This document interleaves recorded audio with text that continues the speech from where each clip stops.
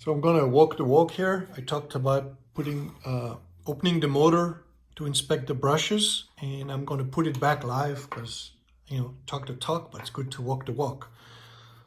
So again, let's see what I have.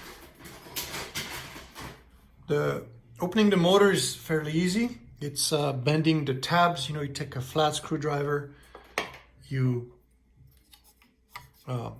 lodge the screwdriver on the inside and bend the tabs until they're nicely wide apart. And now we're going to do the reverse process live. So first the cleaning. So I'm going to take some alcohol, isopropyl alcohol. I'm going to put that on a napkin. And what I'm going to do here is, like, all that old grease, it's a little nasty, so I'm going to wipe that clean. If you have electric grease, it'd be great. And here you see all the smudge from all these years. I'm not an electrician. Some people might be better expert, but this is how I've done it. So here we got the rings.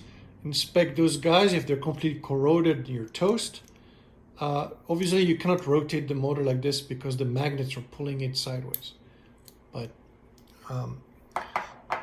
now we're going to do the same thing with the, I'm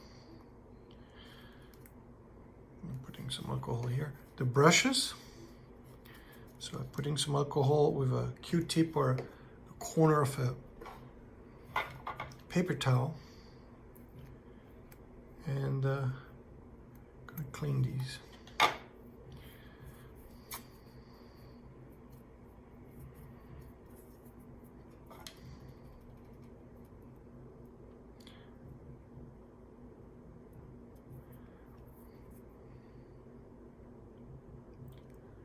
So it's important to know the motor needs oil. The bushings, bronze, metal, it's okay for them to have grease.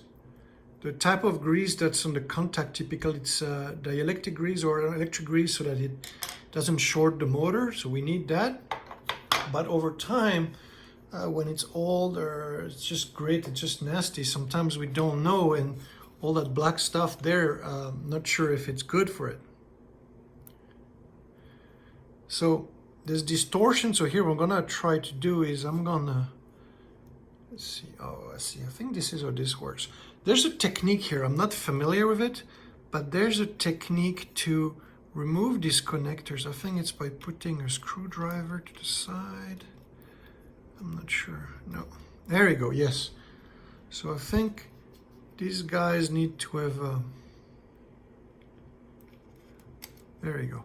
So these are connectors that are pressed in. So now we have the backing of this guy. Ooh, man, this is struggling. It's too fine for the iPad. So one way to do it is pull the whole thing out. So this is the brush, right?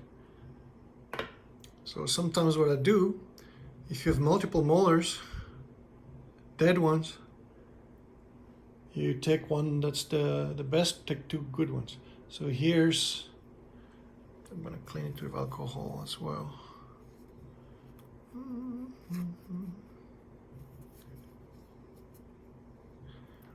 And they're bent, right? So I'm gonna gently straighten them. Okay, what I do is probably not the way to do it, because I suspect that the metal has a very fine curvature, so it rides on the edge. I'm guessing, I don't know that. So these motors were assembled by Mabushi in the 80s.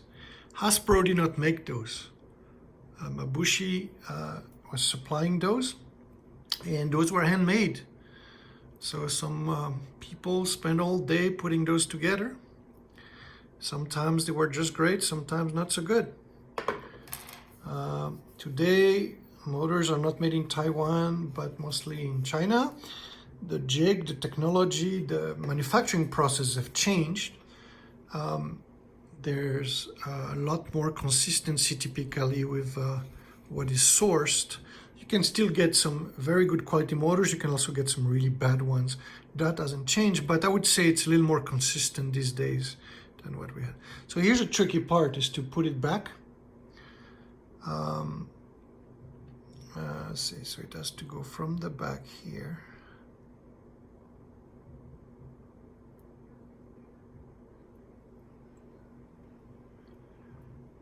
So this is really hard surgery, and like I said, I've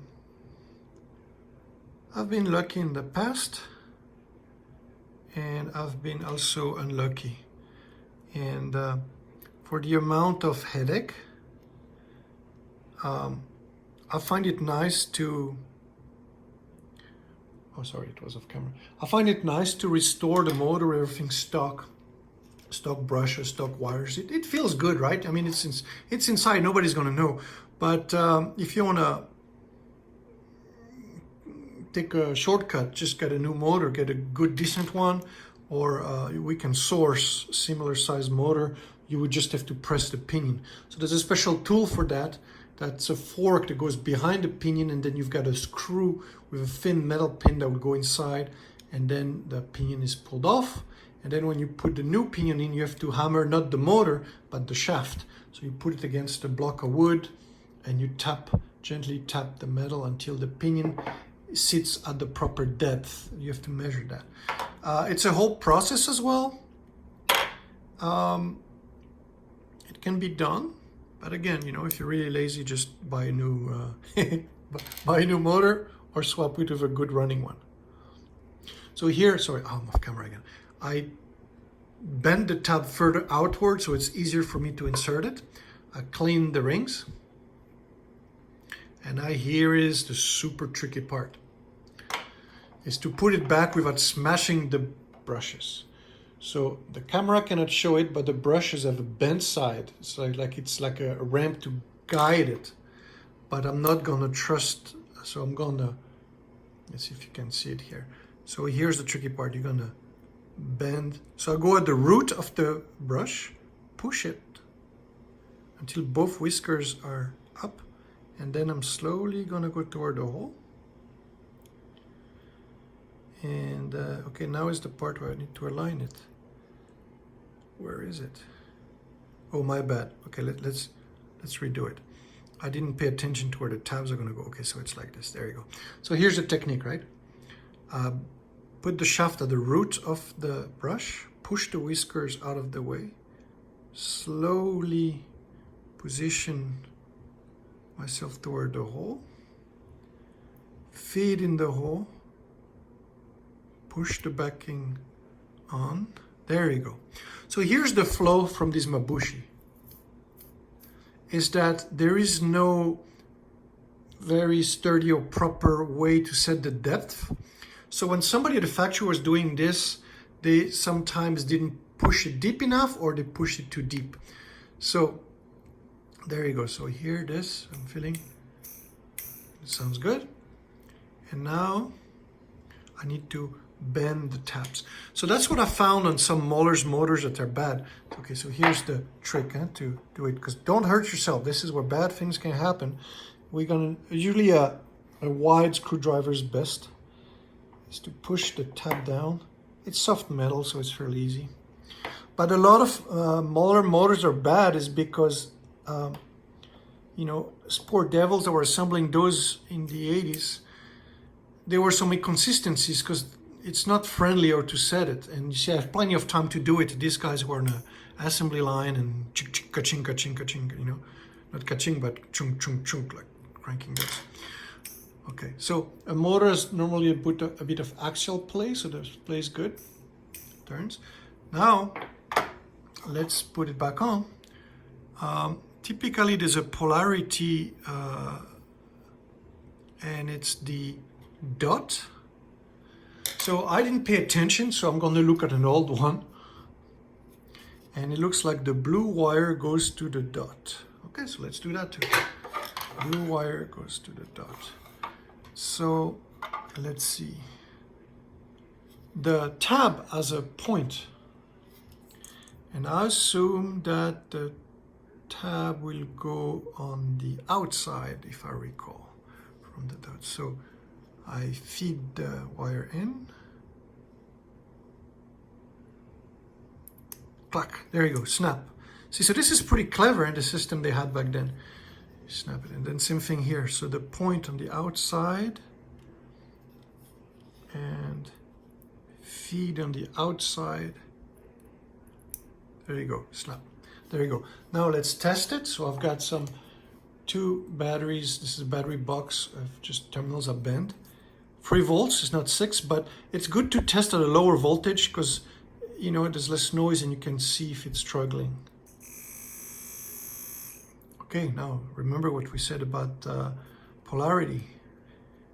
We assumed that the plus was here. No, that's negative. So blue is negative. So it's like this. There you go. Just for fun. See, the sound is very different, but the motor is designed to be running like this. And it is correct. It has red. See, there's remnants of red wire on that white wire. So when they test it at some point, it makes sense. So I guess the round thing on the motor means negative and not positive. There you go. Motor good to go. So I walked the walk. I was able to rebuild the motor without messing it up.